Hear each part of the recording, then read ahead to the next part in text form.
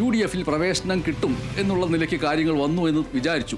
തൊട്ടുപിറകെ VD Satheesan പ്രതിപക്ഷ നേതാവ് മാധ്യമങ്ങളെ അല്പം മുമ്പ് കണ്ടപ്പോൾ PV അൻവറിൻ്റെ UDF പ്രവേശനം നേരത്തെ ധാരണയായ കാര്യമാണ്, അതിലൊരു സംശയവുമില്ല എന്ന് പറഞ്ഞതോടുകൂടി ഒന്നുകൂടി അതിന് വ്യക്തത വരികയും ചെയ്തു. പക്ഷേ ഇപ്പോൾ PV അൻവർ മാധ്യമങ്ങളെ കണ്ട് സംസാരിച്ചപ്പോൾ അതൃപ്തി പരസ്യമായി പറഞ്ഞിരിക്കുകയാണ്. VS ജോയിക്ക് ഗോഡ് ഫാദർ ഇല്ലാത്തത് കൊണ്ടാണ് സ്ഥാനാർത്ഥിയാകാതെ പോയത്.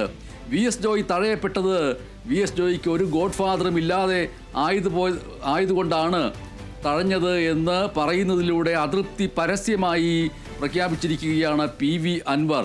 മലയോര ജനത തഴയപ്പെട്ടിരിക്കുന്നു എന്ന് മാത്രമല്ല, ആര്യാടൻ ഷൗക്കത്തിനെ കുറിച്ച് എന്താണ് അഭിപ്രായമെന്ന് ചോദിച്ചാൽ ആ അഭിപ്രായം നിലമ്പൂരുകാർക്ക് അറിയാവുന്ന കാര്യമാണല്ലോ എന്ന് പരിഹാസത്തിൻ്റെ രീതിയിൽ സൂചിപ്പിക്കുകയും 2 ദിവസം കാത്തിരിക്കൂ, ഞാൻ കാര്യങ്ങൾ പറയാം എന്ന് പറഞ്ഞുകൊണ്ട് ഇടച്ചിലിൻ്റെതായ ഒരു ഭാഷയിലാണ് PV അൻവർ പരസ്യമായ അതൃപ്തി ഇപ്പോൾ പ്രഖ്യാപിച്ചിരിക്കുന്നത്. ഇത് വരും നിമിഷങ്ങളിൽ തന്നെ മാറ്റങ്ങൾ ഉണ്ടാവുമെന്ന് സൂചിപ്പിക്കുന്നതല്ലേ? തീർച്ചയായും അങ്ങനെ തന്നെ നമുക്ക് പറയാൻ കഴിയും. കാരണം ഇതിനകത്ത് PV അൻവർ അതിനു മുമ്പ് എം എം ഹസൻ ഇപ്പോൾ മാധ്യമങ്ങൾ കാണുന്നു, കോൺഗ്രസ് നേതാവ്. അല്ല, VS ജോയി DCC പ്രസിഡന്റാണ്.